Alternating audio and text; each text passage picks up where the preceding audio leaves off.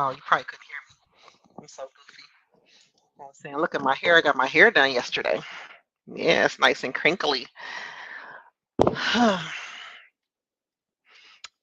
me make sure that can y'all hear me?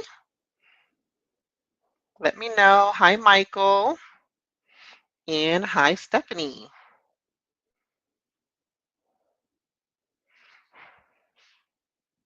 Let me make sure that my audio is working. Testing, testing. Okay. Okay, perfect. All right. Well, happy Sunday, guys. So, how was my day today? It was okay. I woke up late because I don't open till 12 and dropped my daughter off at the mall and I wrote a blog and I was just watching a comedy show, Andy Schultz on Netflix. It's really good. So I'm gonna go and watch the end part of it when I get done talking to you guys. So how was you guys' day? How was your week?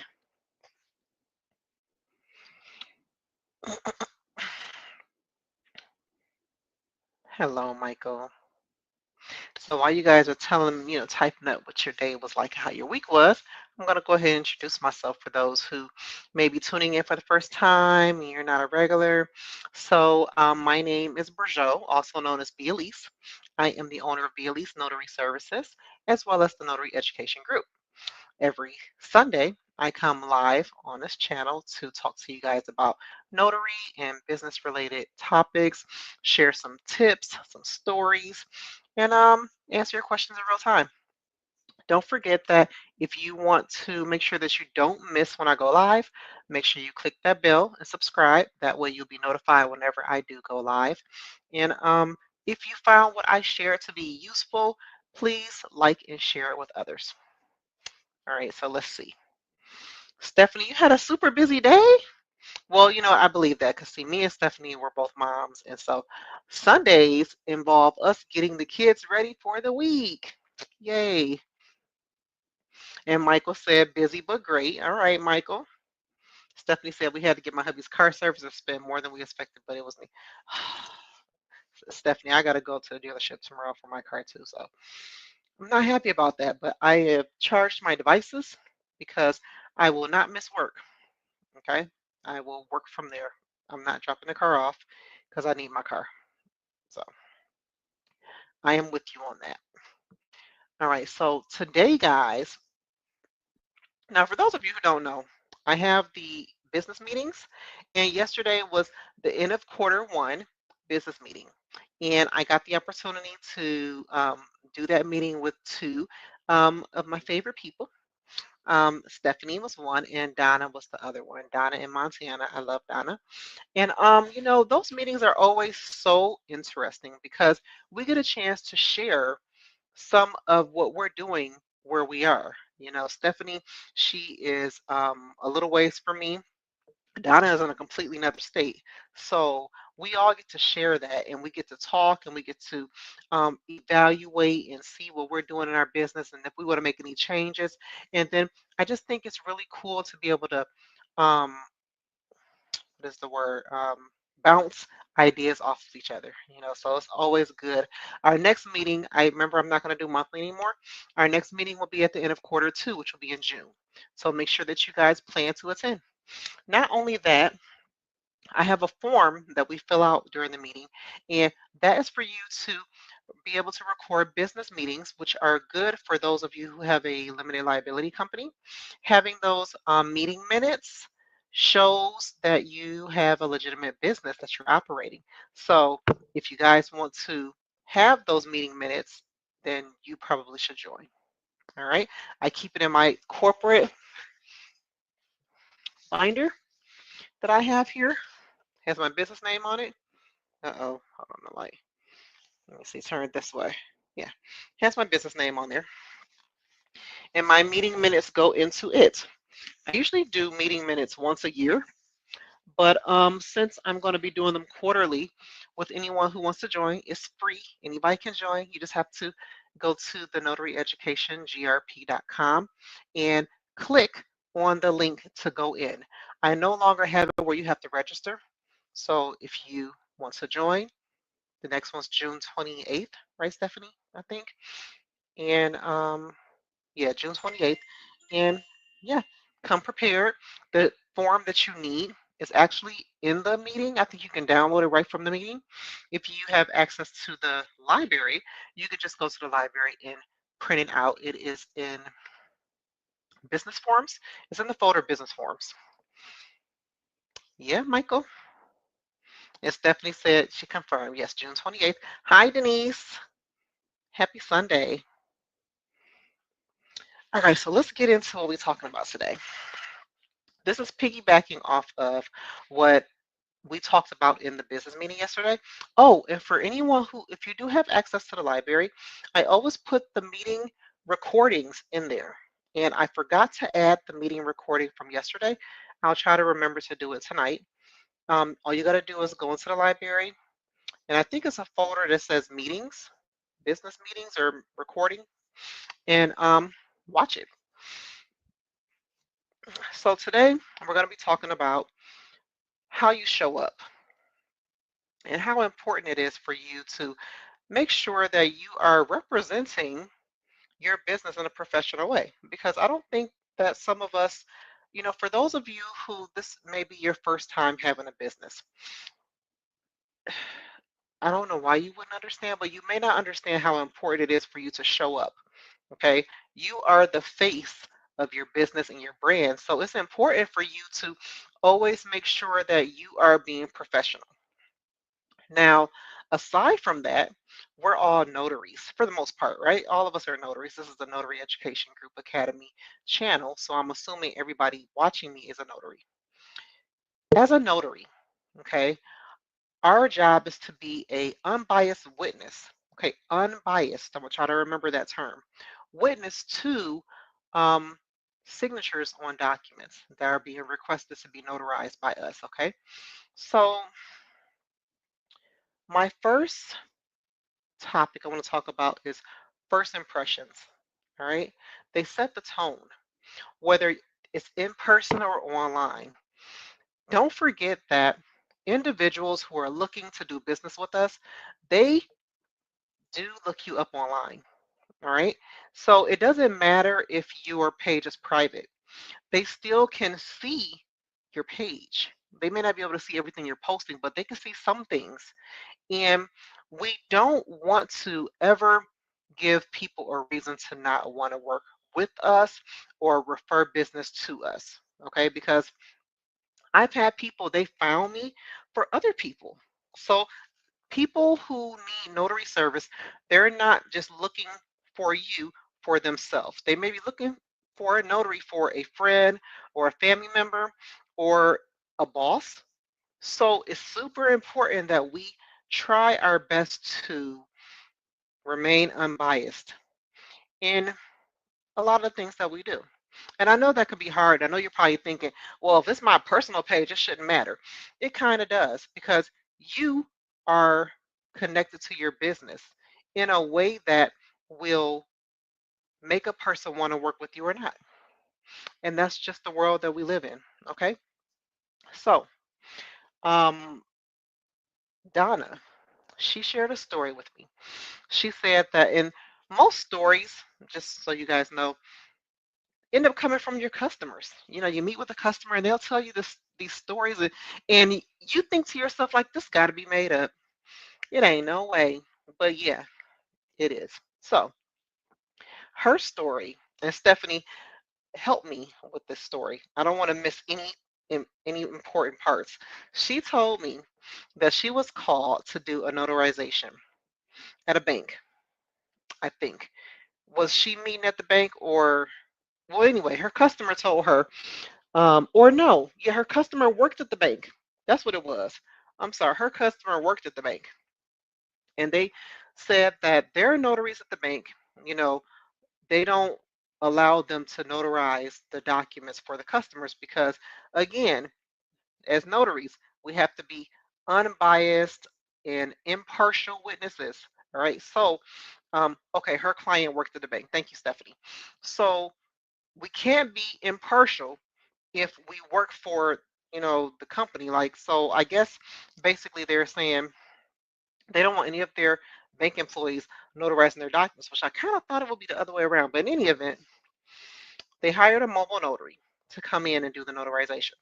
The mobile notary was coming from the gym. The notary never changed their clothes. So the notary came up in there with the crop top, some pants, and some flip flops, and tattoos are showing. But that, I don't think that really matters in today's world, because I have a big chest tattoo here, and if you've seen any of my pictures, it's really hard to hide it unless I'm wearing a top like this that goes all the way to my collar, which I don't always do that. So anyway, can you guys believe that? So he said when he saw the notary come in like that, the notary said, "Yeah, I just left the gym." And so his clients, the bank guy, clients were sitting in another room, ready to sign these documents. He never let the notary go in that room. He turned the notary right around, told him to go out the door. And then, so that was a big inconvenience, because the signers are there and ready to sign. Now they have to find another notary. Can you guys believe that? What do you think should have happened? Because in my mind, I'm thinking, okay, the notary had to know that they had this appointment beforehand, right? And at the gym, they have showers. They have a locker room. You could have brought your clothes with you, had them in a locker, right? As soon as you're done working out,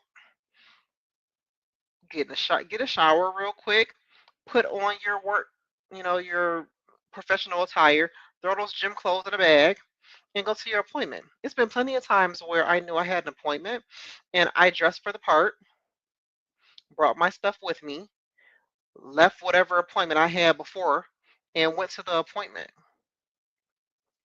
So Stephanie said it took them close to an hour to find another notary, and they had to pay quite a bit.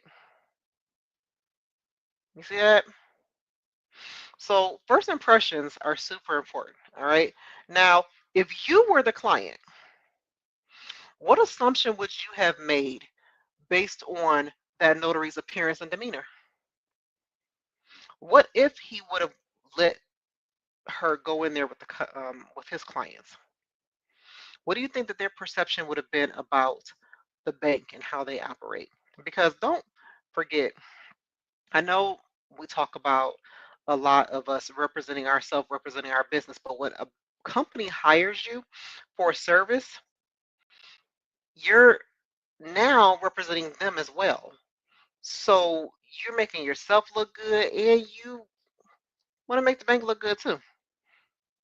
Stephanie said, I would have assumed that these people are not serious and unprofessional. Exactly.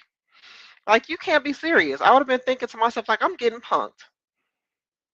I must be getting punked. Where the camera people at? I know dang on well this notary did not just come in here with a crop top on and some flip flops. Well, I mean, Michael, I think that they found her and she probably appeared to be professional. She just didn't show up that way. Denise said unprofessional. Stephanie said, I'm waiting for Ashton to come out. Right, exactly. Like, Ashton got to be in the back somewhere. All right. My next topic is, you guys want to keep your personal opinions out of your business. All right. So um, I know there was a lot of, you know, and it doesn't really matter about the candidate, but the election, presidential election. You know, people feel how they want to feel about it. All right. Some people are for it. Some people were not for the candidate. That happens every election. It really don't matter. You have people who are on this side, people on that side. You got the red, the blue, whatever. So, but the one thing that I try to steer clear of, and a lot of you should not be posting about your personal views and opinions on your business page. Like, I get it, you really don't want to do it on your personal either, but that is your personal page. You do whatever you want to do. But on your business page, I was seeing notaries post about the electoral candidates on their business pages. Like, what? And their views and their stance on some of the issues. And that is bad juju. Bad juju for business. All right. Stephanie Sora thought I was on the episode. Well, which right. Michael said correct. When it comes to religion, um, where you stand on certain causes, that could be controversial, and um, politics. You don't want to bring that into your business world. Not only that, but remember, and I'm going to keep saying this, as a notary, we're supposed to be unbiased and impartial. All right? So, question time. How would you feel if a business professional started debating with you about personal beliefs when you just needed a service? And I want you to, this is a customer question. I want you to put yourself in a customer's shoes. And the notary is debating with the customer about personal beliefs when all they wanted from you was a service. Now, if you were the customer, how would you feel about that? And I don't know why some people, they just can't turn it off. It's like they get very aggressive and very offensive, and they get defensive, and it's like, you know what, there's no place for work. When I was working for someone else, I used to, I'm a medical assistant, so, I've worked a little bit of everywhere. I used to work in the plasma donation center, if you guys are familiar with that. It's kind of like blood donating, but you're donating plasma and we give you money for it. I used to work in dialysis. I used to work in a hospital laboratory where I would um, go, throughout the hospital collecting specimens and drawing blood because another role of a medical assistant is phlebotomy. So I've worked in a bunch of different places, but um, they always told us that place of work was no place for politics and religious beliefs. All right. We're not there for that. We're there to give a service. And if you work in a hospital or a clinic, how you feel goes out the door when you're serving people and you're saving lives. That goes out the door. And the same thing goes for your notary business. You know, some of the documents that we notarize for people are super important. Some of them may not be as important, but some of them are super important, like life changing things. And we have to remain unbiased and impartial at every notary appointment. It doesn't matter who you voted for, it doesn't matter what your religious beliefs are, all right? We should not be discriminating or sharing our political views at any of the appointments. During the time of the election, after the results were in and Trump was the president, you know, I was scared. I was scared to go to appointments in person because I know that a lot of people were being violent. People were being violent, people were being aggressive, and I just wanted to do my job. I didn't really care I don't care what your views are, what you believe, who you voted for. I just want to do my job and I want to be safe in doing it. And I was going to do closings, and you're going to people's home. And when you walk inside somebody's home, you are now in their world, whether you believe it or not. And so I had my taser charged. I had my pepper spray because what I'm not going to do is be caught off guard on no foolishness, which I have those with me anyway, but it was like more high alert, because there was so much controversy about, women rights and all that stuff. I'm a woman, And then there was controversy about, brown people versus white people, and I'm a colored woman, or I'm a brown woman. So it was very intense going out there. And I'm not going to lie, going to those appointments, people were talking. And I just had to smile and shake my head, or nod my head. I'm not answering nothing. I'm not telling you who I voted for. I'm not telling you what my views are.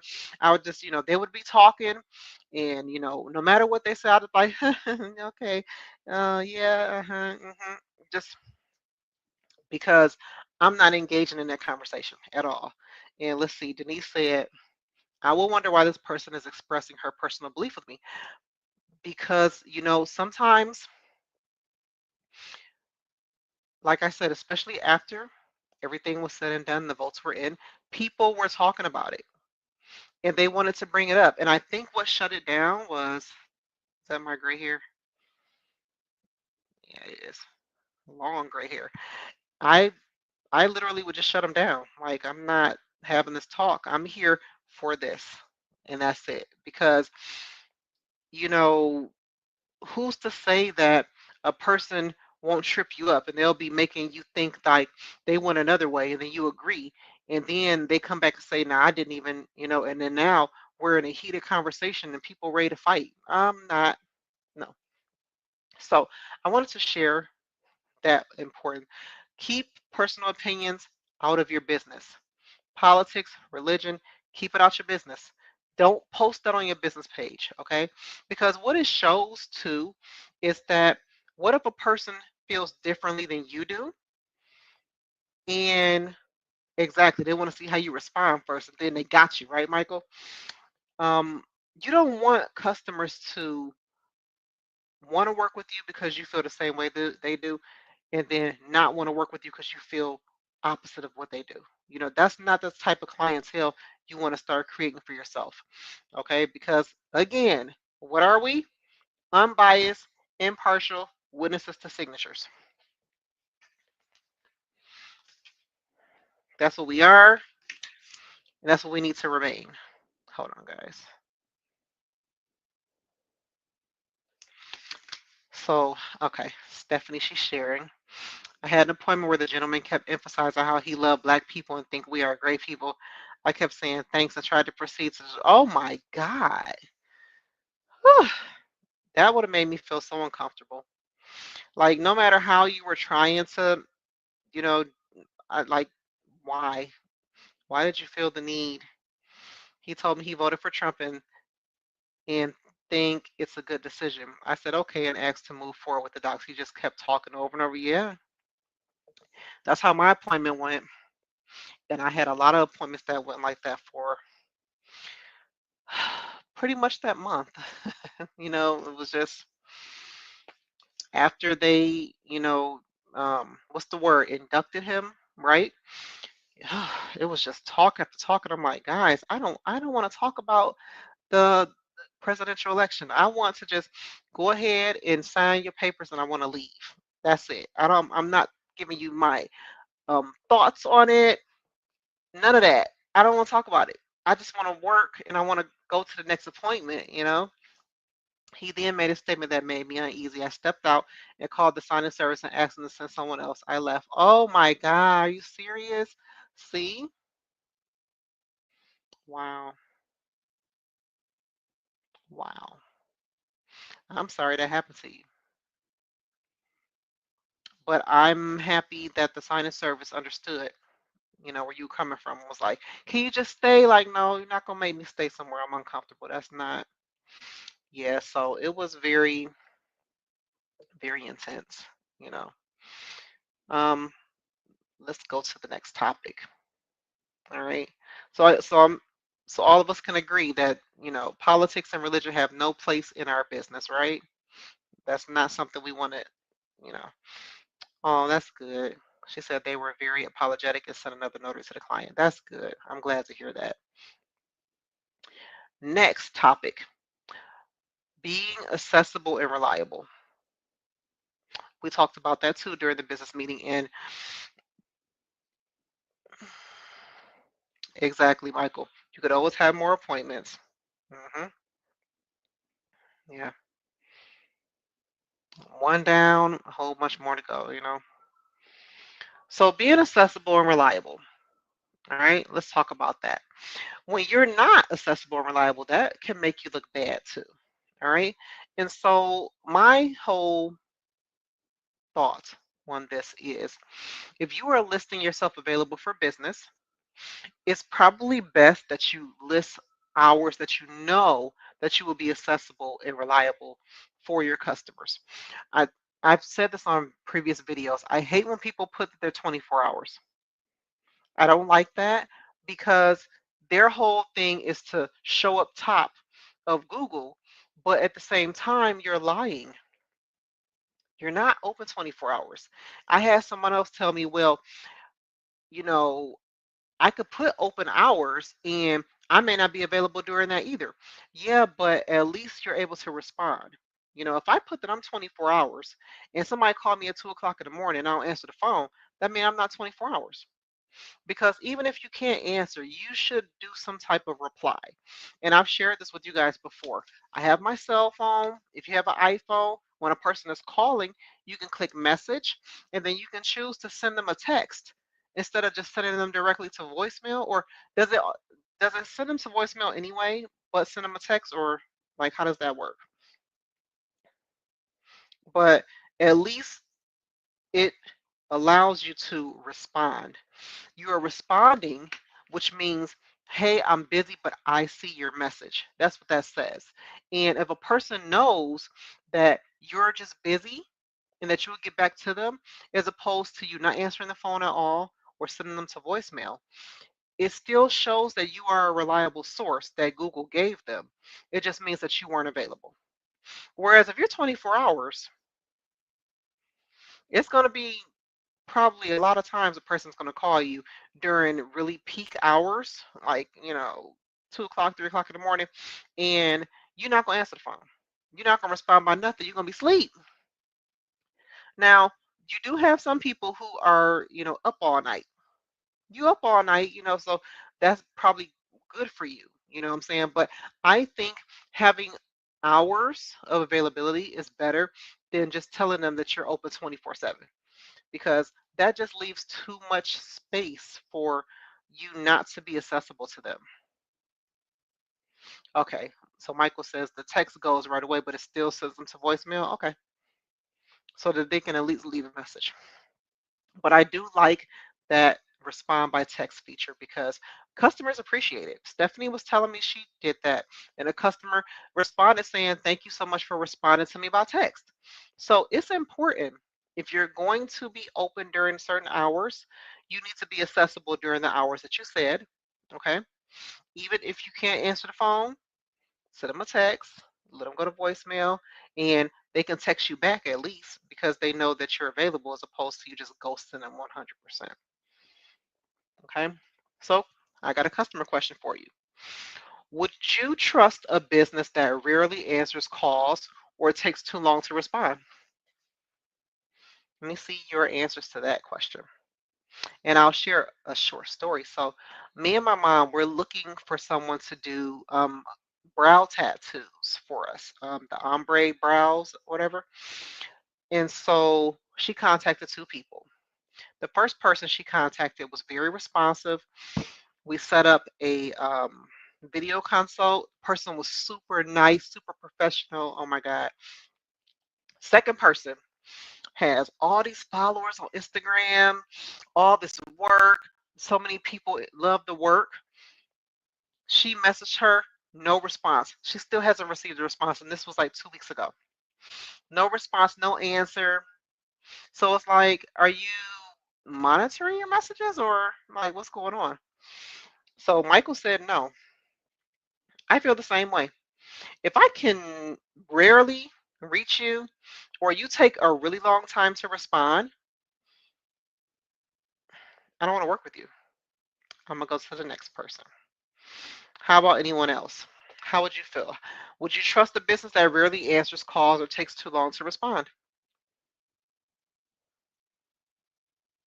Michael said no. Anyone else?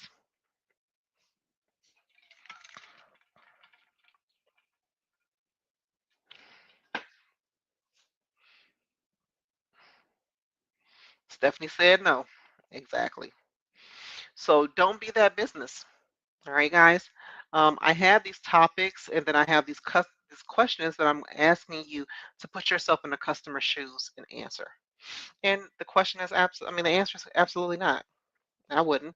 And this is why I always say my business is set up with me being the customer because I know I'm picky. All right, next one. Your communication style matters. All right. And let's see. So your customer calls and they want to make an appointment with you, right? They say, hey, I need to get a document notarized. You ask them what you're notarizing, and you say, oh, okay, yeah, it's going to be $10 a stamp. And they're like, oh, okay, or you may say, how many stamps do you see, or how many notary parts do you see where I would have to sign, and they'll tell you whatever. You give them a quote, right? And so they say, okay, so I'm gonna come that way. Do I need to make an appointment? You may say yes, you may say no, whatever. And so then the customer meets with you and you notice that the customer is not prepared. And now the customer is very upset because when they spoke with you on the phone, they feel like you should have prepared them for the appointment. Okay. How many of you would have been upset that you came all this way to meet with the notary and you didn't have everything that you thought you needed? You came, you got the signature page with you.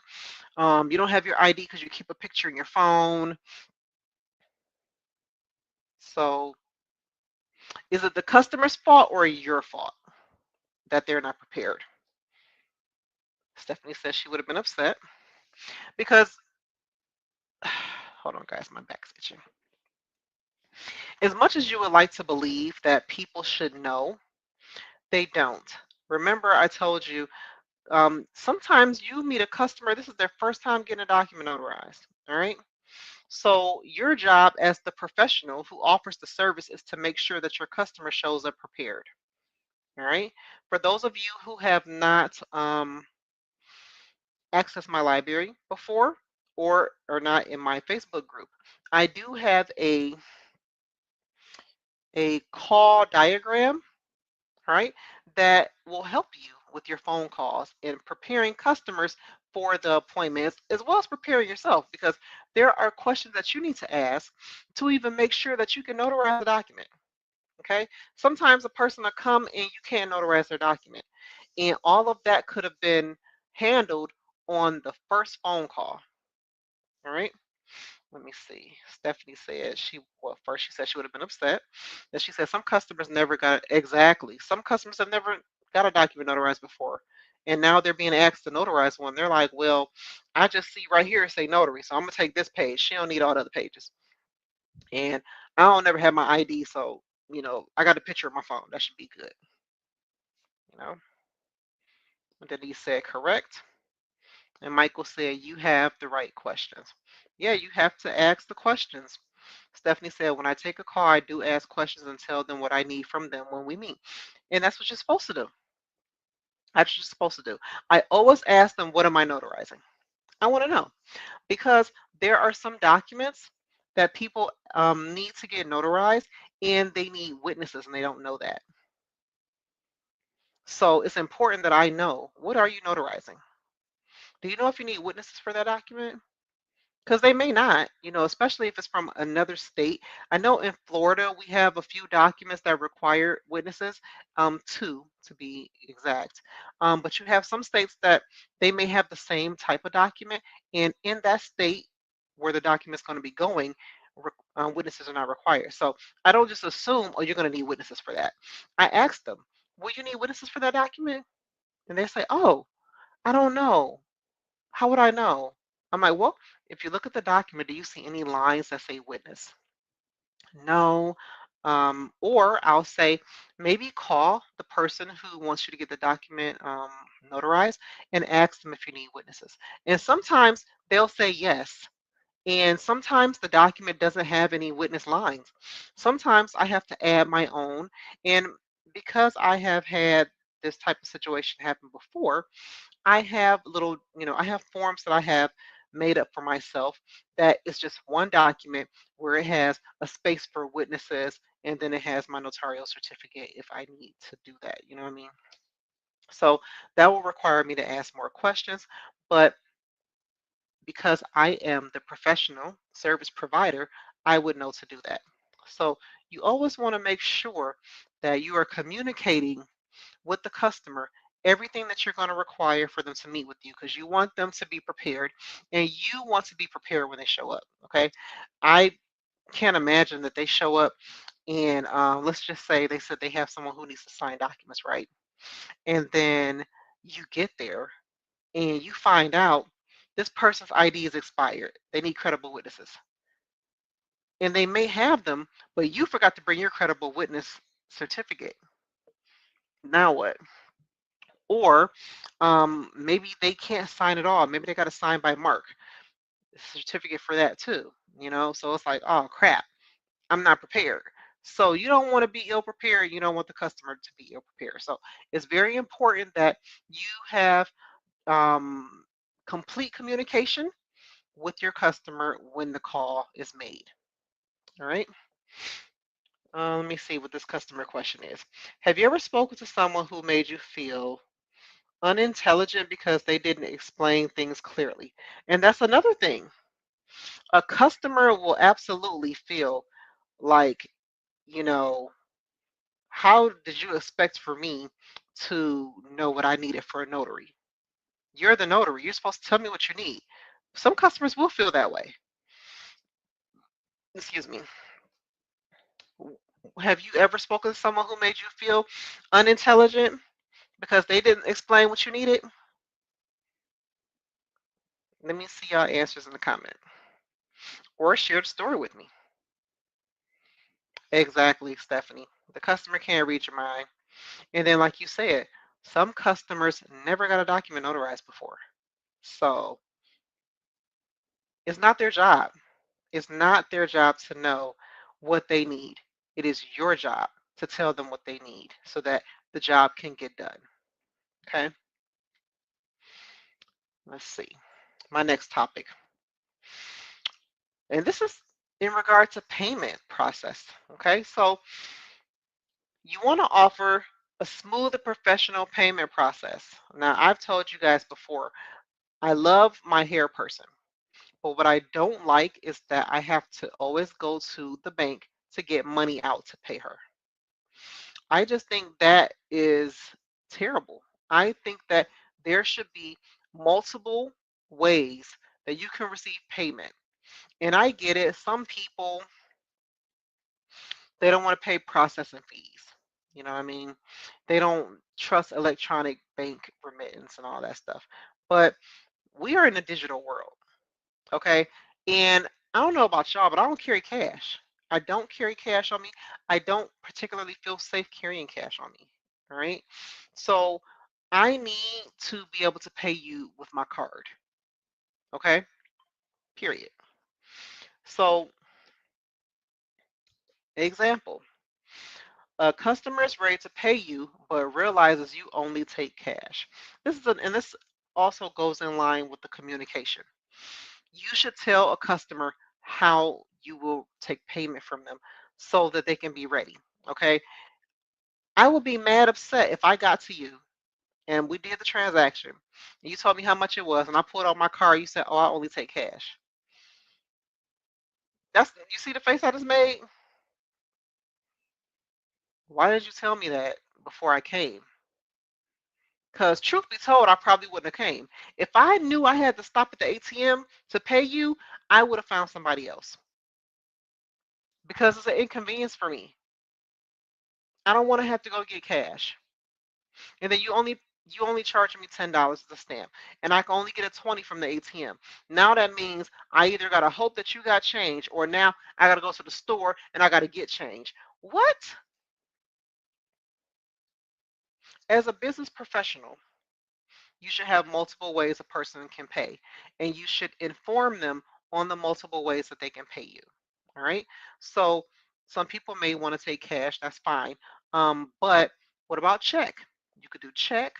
You could do Zelle if your business, if your bank that you have your business account allows it. Because I did have a credit union account, and for the longest time, I couldn't receive a Zelle through my business account. And I am very adamant about not receiving any of my business earnings to my personal bank account. I just don't want to have to do all of that. I try to make sure I keep my personal money from my business money. So I didn't, you know.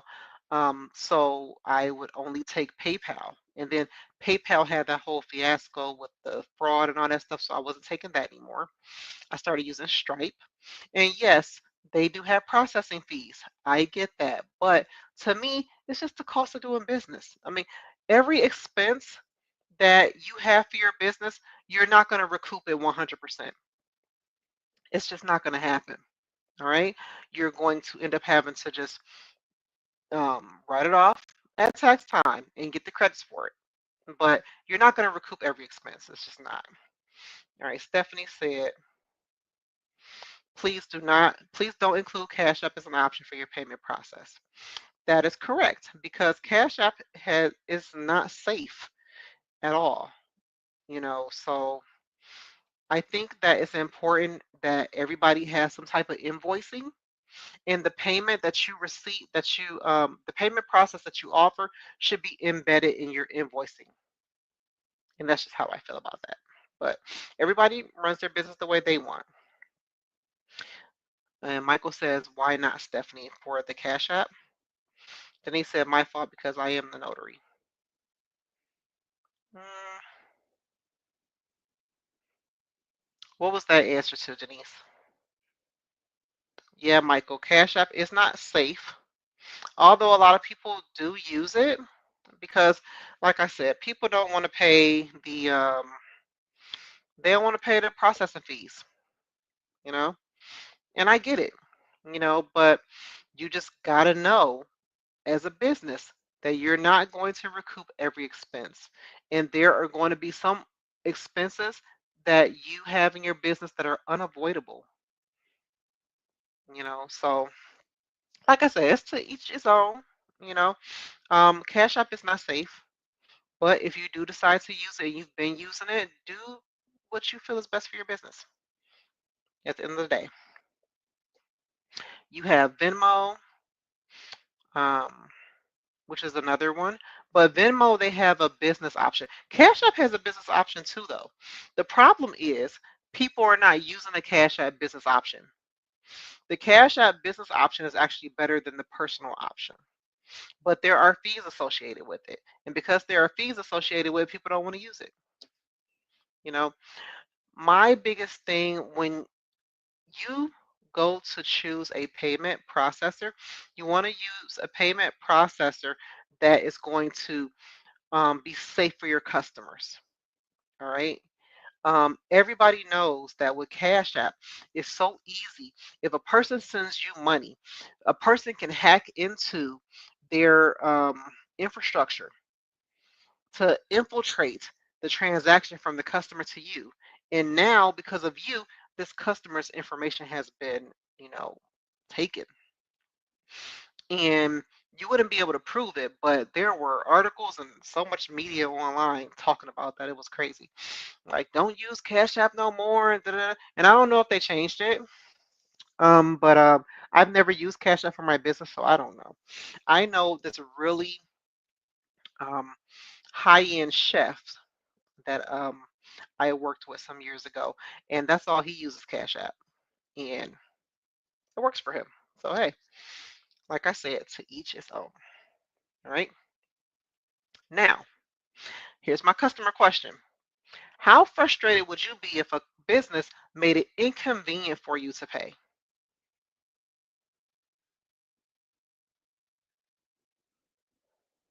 I already told you how I felt. I hate it. Absolutely hate it. It will make me not want to work with you. My hair person is an exception because if anyone is familiar with sister locks, if once you find a person, you want to stick with them because it will help to make your locks look the way you want them to look. Yeah, I'm the same way, Stephanie. I'd be frustrated and I wouldn't want to go back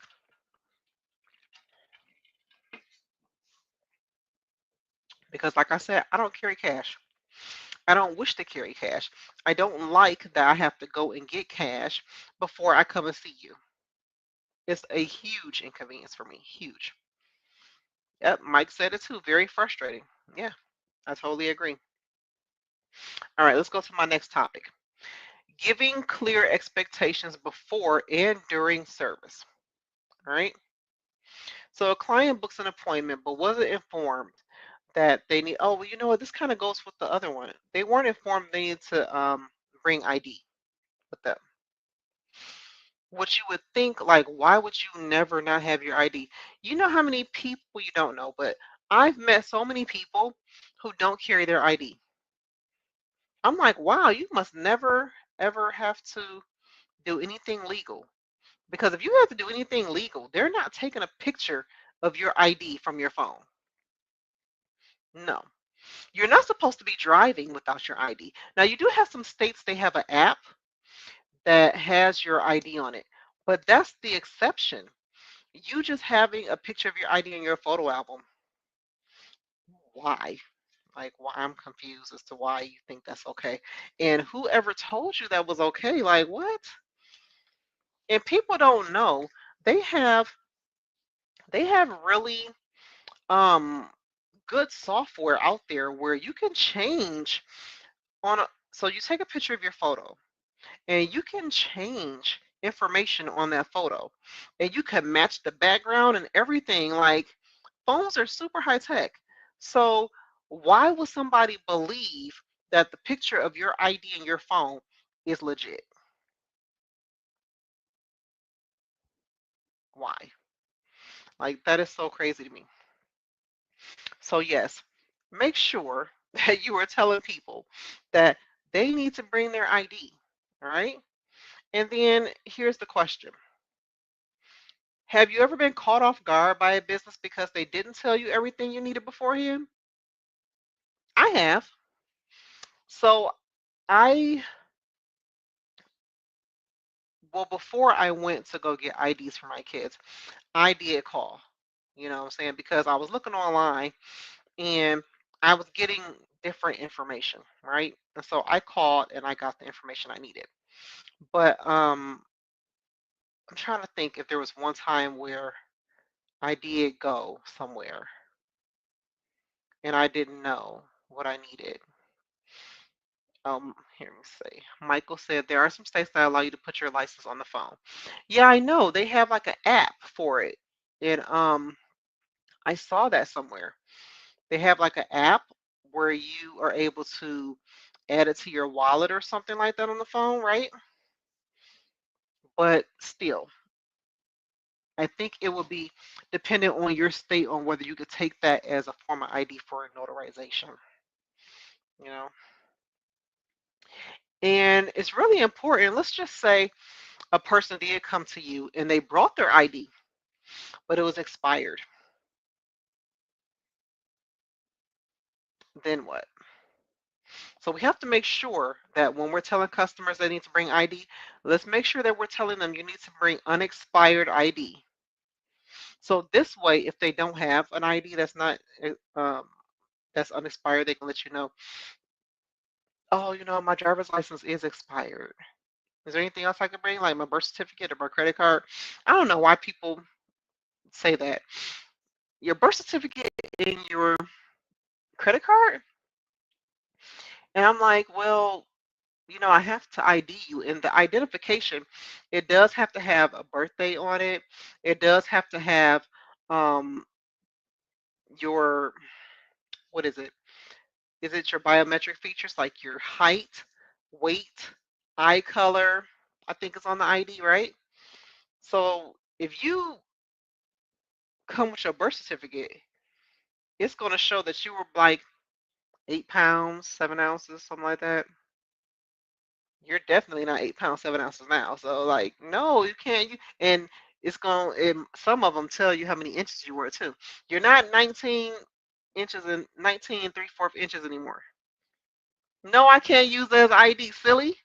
Like that's also in your credit card. What is your credit card? How does your credit card ID you? Explain that to me. People are so silly. Like I said, I understand that it's not their job to know what type of ID we can take. But just the fact that you think a birth certificate and a credit card is a form of ID blows my mind. And I get that all the time. That's what's funny. When I tell them, well, you need to have two forms of ID when I come to see you, one with the picture, one without. And you know what they'll say? So, can I show you my ID and passport? I need you to have two IDs, one with a picture, one without. And I have to say this like three times before they finally figure, oh, the passport and the driver's license both have a picture. Duh, yeah. So they're like, well, my credit card, would that be one? No. You're not even giving me an opportunity to tell you what the other ones can be. Then I'll tell them social security card, voter card, insurance statement for your home or your vehicle. They're like, but no credit card. No, I already said no to the credit card. It's just so funny. But for me, I do have,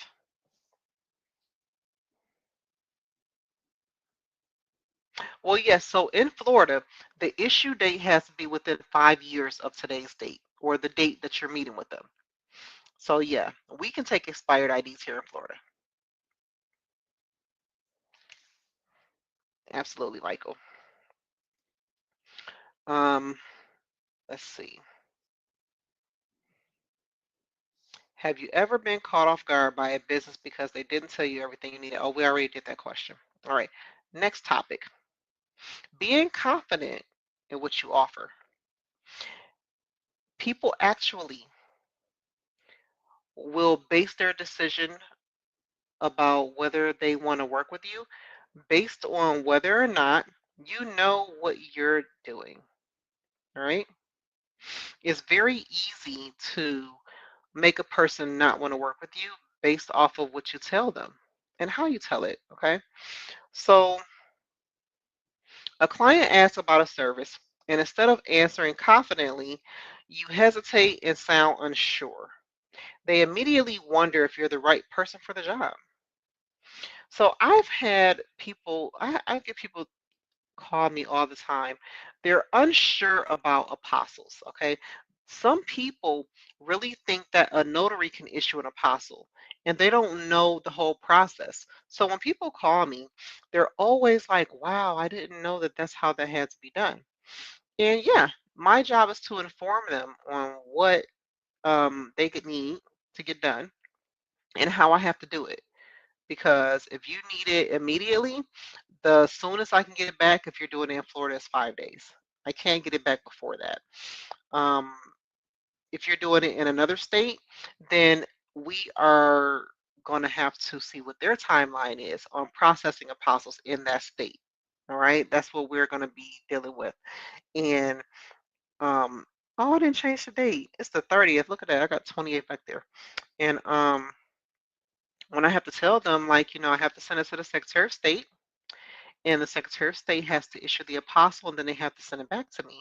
And they're like, but I thought you just stamp it. I'm like, no, that's not what an apostle is. An apostle is like a whole certificate that they issue. And I was very surprised to see how Nevada did theirs because it doesn't look like Florida at all.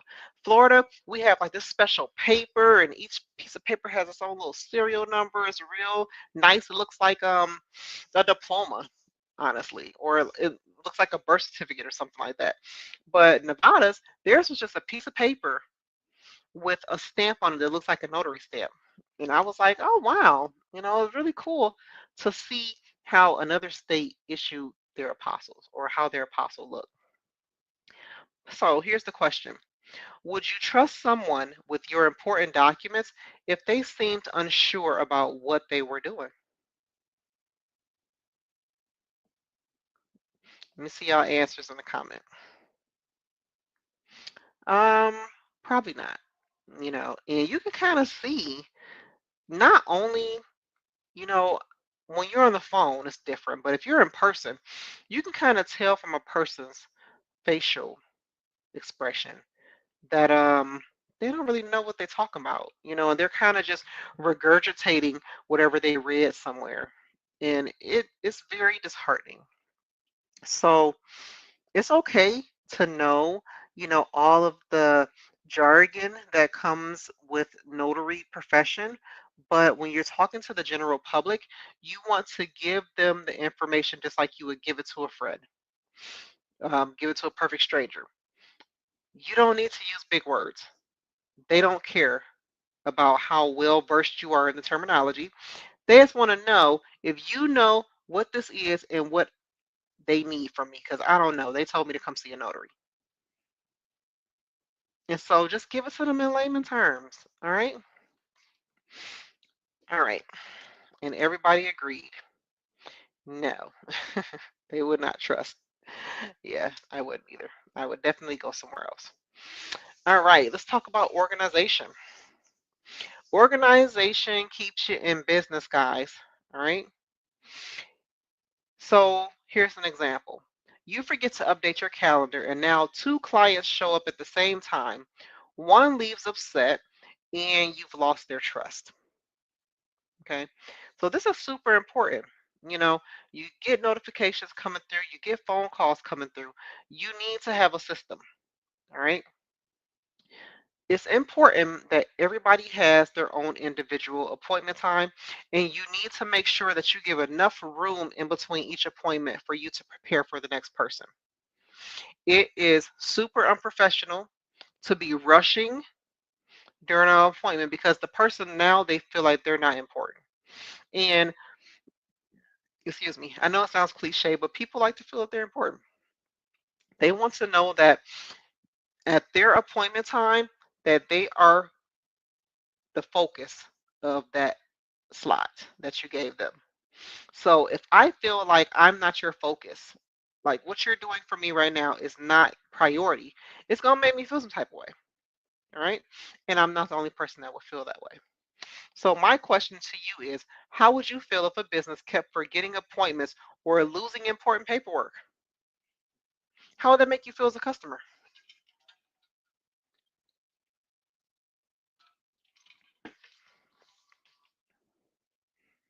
Let's see in your comments here, guys.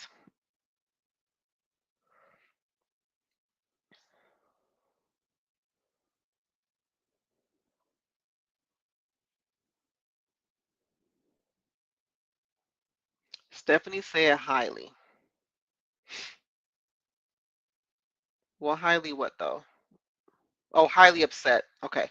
Highly upset. Exactly. Yeah, I'd be upset too. Because you're the professional. So why are you not got your stuff together? You all over the place, you inconsistent, you can't, handle your appointment time. Like, what's going on? That would make me very upset. And Michael said he would go somewhere else. Exactly. So, yeah. And the reason why I'm asking you guys these questions as a customer, because I want you to know this is how people feel. The way that y'all answering, when people see this type of foolishness, this is how they're feeling. So it's important that we're able to put ourselves in their shoes so that we know not to do this. We don't want to do this to our customers. Okay. We want them to want to work with us. All right. Next topic. Be confident in your pricing and value. And this is super important because sometimes it can be really intimidating when you put together a quote based off of the customer needs, and now you're afraid to tell them the amount because the amount is a little more than what they may have expected. But again, that's not for you to determine. You don't know what they're expecting to pay. So you should not be scared to let them know how much the service is going to be based off of what they told you. You don't know what they planned on paying for the service. They just came to you for the service. All right. So you want to be confident. So here's an example. A client asks about your fee, and instead of stating it with confidence, you say, well, I charge so and so, but if that's too much, we can work something out. What you're doing? Like, slow down. Instead, State your price firmly and highlight the value. Okay, this is what you can do. My fee is so and so, which includes X, Y, Z. This reassures the client that they are making a worthwhile investment because you know what you're talking about and you're not so much trying to price gouge them. You know what I mean? Because people, they feel that way. And that's why sometimes they don't want to work with us independent notaries because independent notaries, like I was just saying, we think that we need to recoup every single expense that we put into our business, not realizing that as a business owner, you are not going to recoup every single expense. You're not going to get back every penny that you've put into your business. You're not. You should be charging reasonable prices for where you're located and for what the service is that you're offering. This is why it's super important for people to do a market analysis. You need to see what everybody is charging within a certain radius of where you're located. And you need to either fall in line with that, you can go below, you can go at, or you can go above. And when you go above, it shouldn't be like that. You see my hand off the screen? It shouldn't be that much above. Okay? If you're gonna, that's just like, for example, you go to Target and something costs 19.99, and you go to Walmart and it might be 18.99. See, it's not that much of a difference. You're not going to go to Target and something is 19.99, and then you go to Walmart and the same exact thing is $5. It's it's not going to be that much of a difference. You know what I mean? They try to stay within the market, and this is how businesses operate. Stay within the market, but still charge a price that you feel is reasonable for what it is that you're offering. All right. I feel like because we're Target, we can go $1 above and people will pay it. And they will. And they will simply because people love Target. A lot of people prefer Target over Walmart. Okay? Does that make sense to you guys? Because I know that we hear it all the time about people. Notaries want everybody's fee to be the same across the board. But the fact of the matter is, I read a comment and somebody made such a good point. A person in California for notarization is $15. In Georgia, one notarization is $2. Why do you think for the same service that a person in Georgia is going to price theirs more than a person in California? You're not going to get it. Okay? Do a market analysis and see what the going rate is in your area. Okay? And that's how you do it. That is how you do it, you know. And then, other things go into play too, what you're doing for the service and all of that stuff, and mileage, like how much time you're traveling, how much time you're spending doing this. All of that stuff goes into account too. But what I'm saying is doing a market analysis is way more important than you following what everybody else saying on Facebook. Okay? Because it's not about you doing what all the other notaries do. It's about you being your own business and doing things the right way based off of where you are. Period. It don't matter what everybody else charging. Where are you? Where are you located? What is the going rates? What is everybody that's doing the same exact thing, offer the same exact service, charging within a radius of where you are?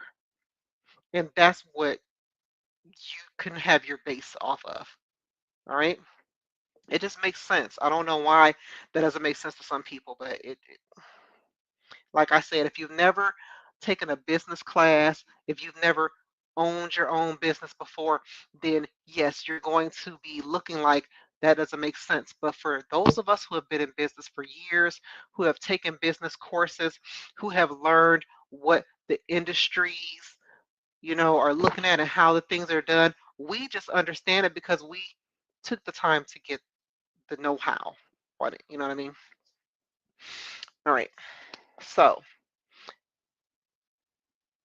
have you ever hesitated to buy something because the seller didn't seem sure of their own pricing?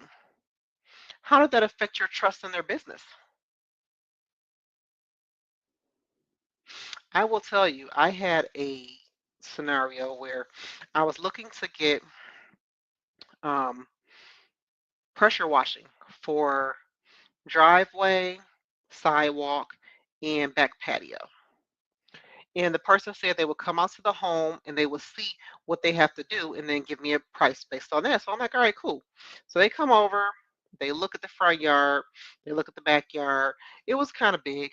It wasn't that big though. And then they go on their phone, like, okay, I got to put this into my app or something like that.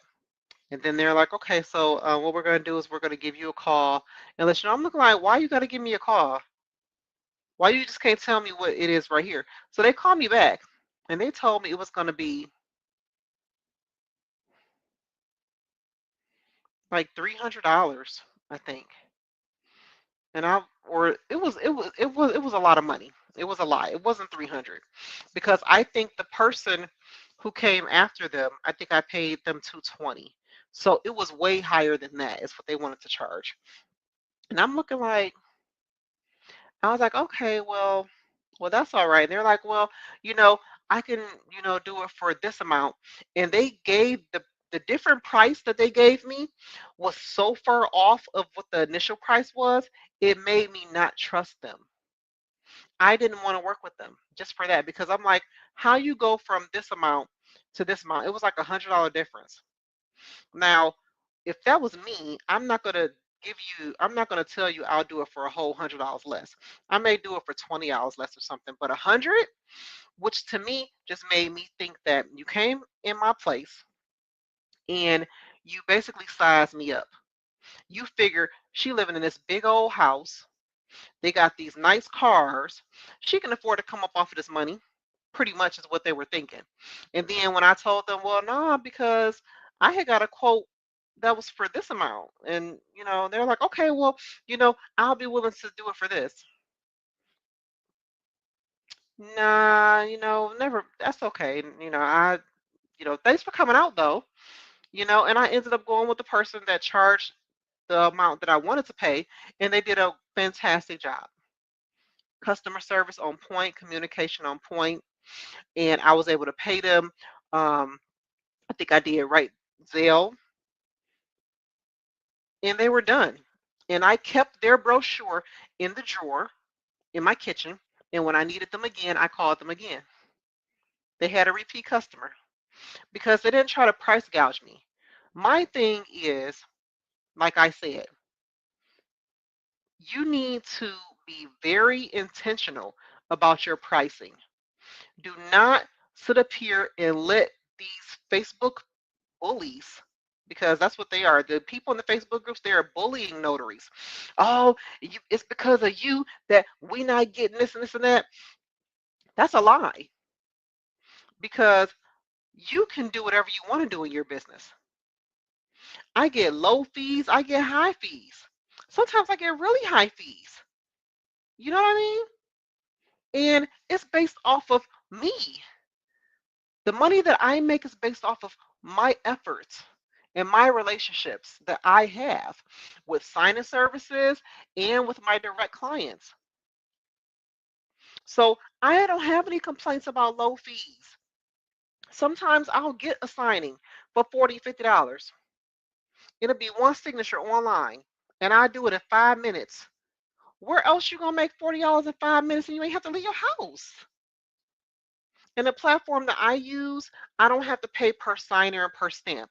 I pay one monthly fee.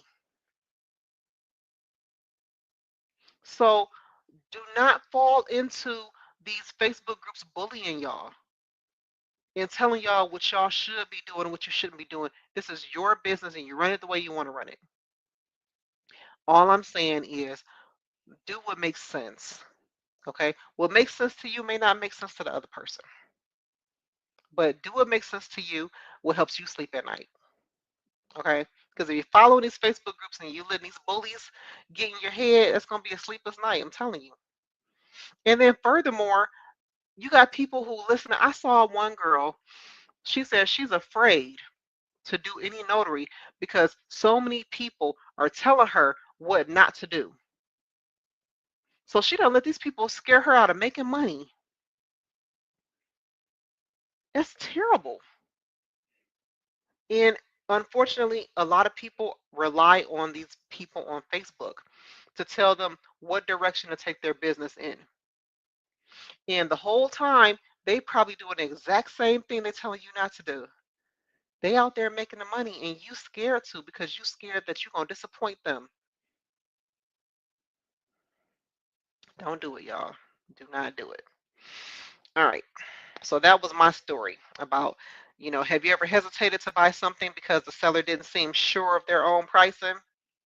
He was really sure about his pricing. He thought for sure he was going to get all that money out of me. And I was looking at him like, sir, first of all, I had lost the contact information for the person that came to do it the last time. So that's the reason why I ended up having to find someone else. But I ended up finding someone after that person. And it was fine. And they had a repeat customer. Stephanie says, scared money don't make no money. She needs to move on from those people. I agree. I agree. I mean, the Facebook groups, what I would say are good for what you want to avoid, or like if you see something that they said that's happening that you weren't aware of, I think those Facebook groups are good for that. But if y'all trying to follow these Facebook groups so that you can learn how to become a notary and how to operate your business, that is not the place for that. Okay. If you want to do business, take some free business courses. They got a bunch of them on YouTube for free. You know what I mean? I got free business courses on my website. I mean, you shouldn't have to pay for that. There's just some things you don't have to pay for it. I was telling Stephanie, she's going to be doing the Women's Entrepreneurship Program through Cornell. I took that in 2021. I got my certificate right over here. And it was free, and it's offered through Bank of America. Now, the only thing I will say I didn't like, Stephanie, was that it's actually like a real course. And I had just finished my master's program in 2020. And so I wasn't prepared to be doing another course like, thing where I had to turn in assignments and, you know, it's a whole syllabus. It is different courses for the program. It really helped me a lot, though. I feel like it helped me way more than my master's program did that I took for business management. The entrepreneur course is awesome. It is so awesome, and anyone who is not familiar with it, it's called Women's Entrepreneurship, and it is the bomb. It is so the bomb. I wish I could show you guys. Let me see if I could turn it around this way. Oh, you can see it. It's right here. My Women's Entrepreneurship certificate. I really enjoyed that course. Stephanie said I haven't been in school for over 10 years. Well, get ready, Stephanie. You're going to have to do paper. And the program have different courses, girl. But it's very, very beneficial. Like you're going to get a lot of information. And I love their entrepreneur um, alumni group on Facebook.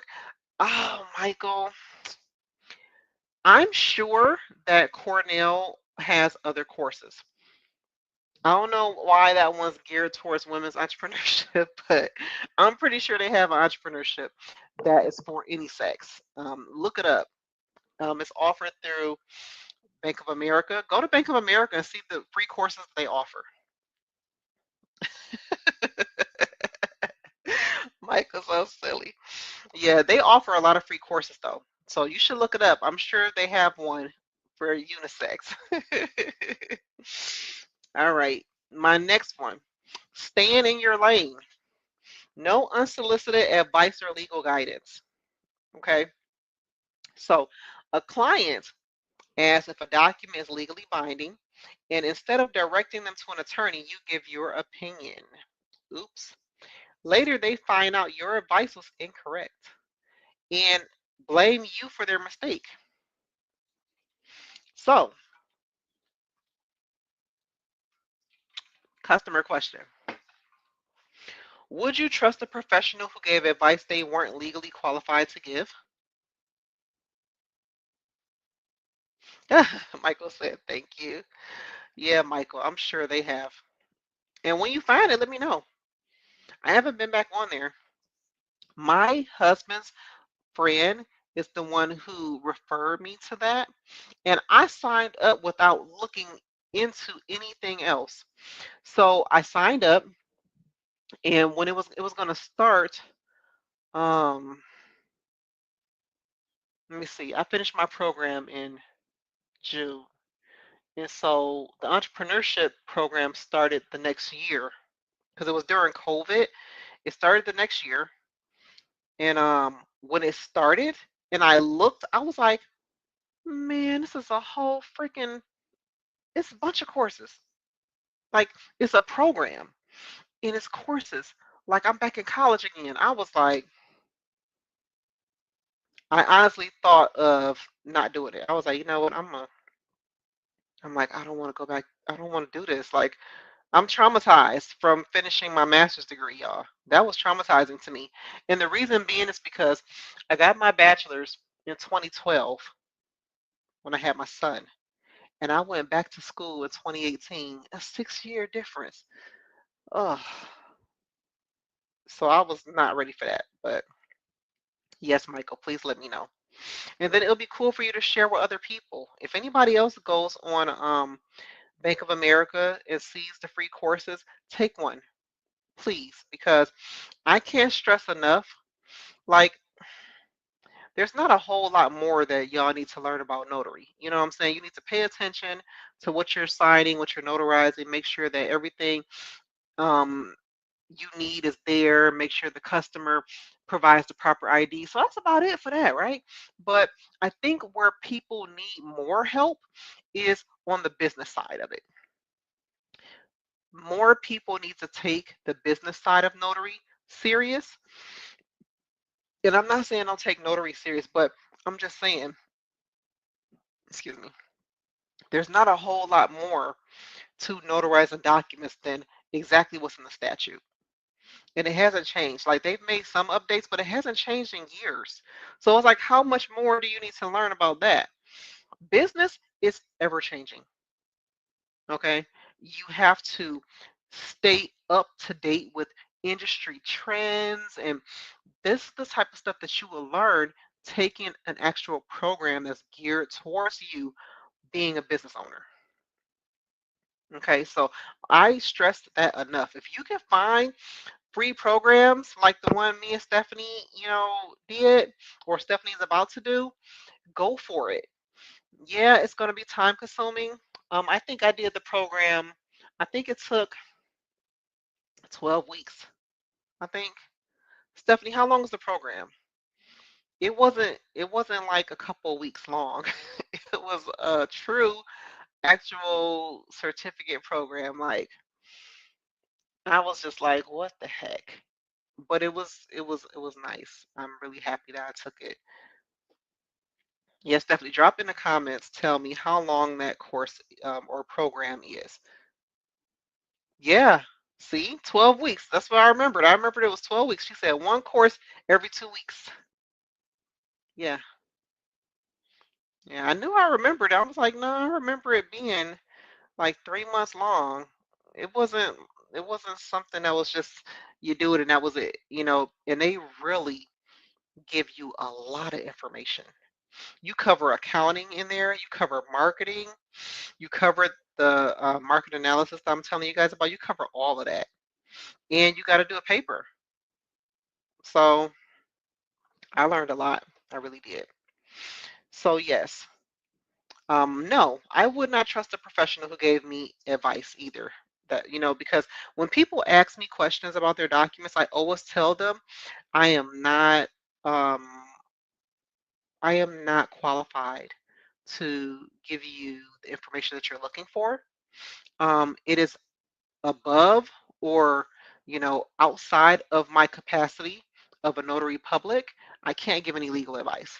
But what I can do is I can point you in the direction of someone who can, because I know a bunch of attorneys who they will give you like a free consult. You know what I'm saying? Because what I like about the attorneys that I work with is they will give you a consult for free. And that's super important because why would I want to pay you to talk to you? What if you can't answer my question? Not I paid you for nothing. So I have attorneys who will talk to you and point you in the right direction. And if you like what they say, you could decide to work with them or not. Okay, but at least you got the answer to your question. Michael said correct. And let me put this up here for Stephanie talking about the course, the Women's Entrepreneurship course through Cornell University via Bank of America. It's 12 weeks long. Yes. All right. My last topic, y'all. So remember, your reputation is everything. All right. A satisfied client refers their friends, but a dissatisfied client tells everyone they know about their bad experience. Okay. So you got to remember, whether it's good or bad, word gets around fast. All right.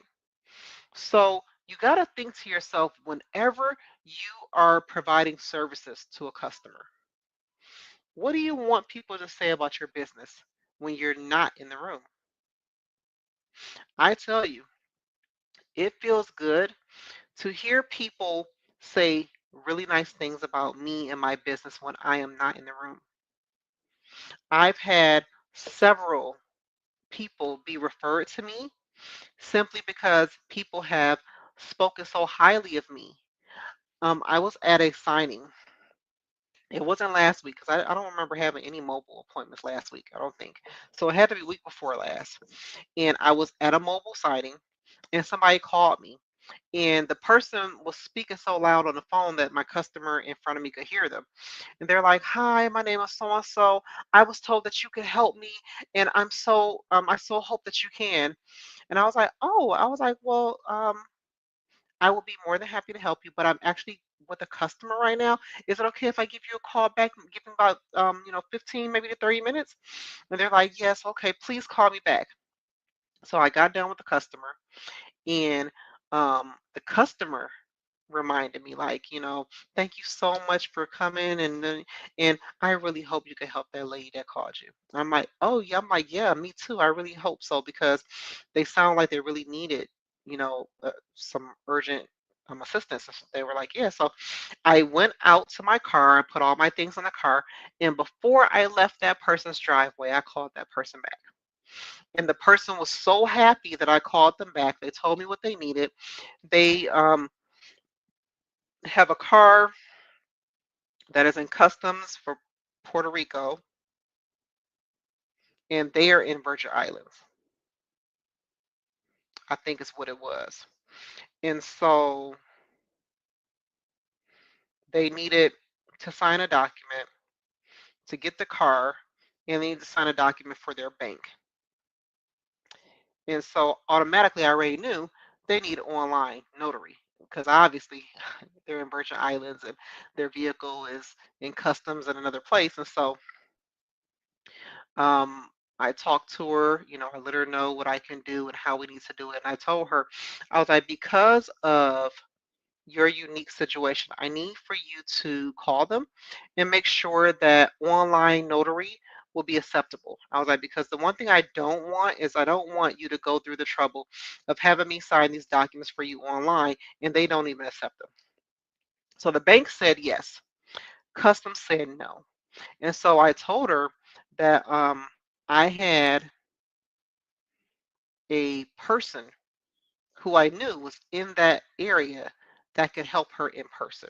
And so she was like, okay, because she's in the Virgin Islands. And I just so happen to know a notary that's in the Virgin Islands who sends me work over here in the States. Or, so I'm like, I'll give you their information. And so she was like, I'm going to see if I can do it any other way, but thank you so much. for doing this. At least I got the bank part out the way. And I was like, you're welcome. Thank you for reaching out to me. And I hope everything works out. And they're like, thank you so much. You're so nice and everything. And I can't say enough how much it means for a person to know that when you said you're going to call them back, that you actually called them back. People are always surprised that I called them back. Always. And even more so, people are always surprised that I sound happy on the phone. I get that all the time. Wow, hi. It's like, hi, how may I help you? And they're just like, wow. I'm like, wow, what? I had a person say, wow, you're happy. Yes, I am. For the most part, I am always happy when I get a call on my business phone because that means money. So, yeah, how can I help you? And when I answer the phone, the way that you guys see me smiling, that's how I look when I answer the phone. All right. And it's not forced and it's not anything that costs me anything. You know, be kind, be courteous, be professional, smile for heaven's sakes. I can't stress that enough. So, exactly, Stephanie, the money phone. That's what me and my friends call it, y'all, the money phone. So nobody answered. What do you want people to say about your business when you're not in the room? I would love to see. This is also our last topic, so I know it was kind of lengthy, but I felt like it was really important. It was something about yesterday's business meeting that really um, motivated tonight's discussion. It really did. So, what do you want people to say about your business when you're not in the room? I know you definitely want people to call you. So and so referred me to you. They said that you would be the person to help me. Please, I need to do XYZ. Can you imagine? Like, oh, you need this done? I know the perfect person to help you. All right, Stephanie answered. She said, I want people to say how happy they were about my customer service and professionalism. Absolutely. Michael said he wants people to say that his services were very good. Yeah, absolutely. And that's important. And Stephanie says she wants people to refer her to others. That's super important as well. All right. Because referrals is how your business continues to grow and you continue to have steady business. Okay. And referrals can come from anywhere, word of mouth, online. They, somebody else. I had a person to refer me. It was really weird because I got a referral from Notary Stars. My list on Notary Stars. I've never gotten any request on there, and I got a request.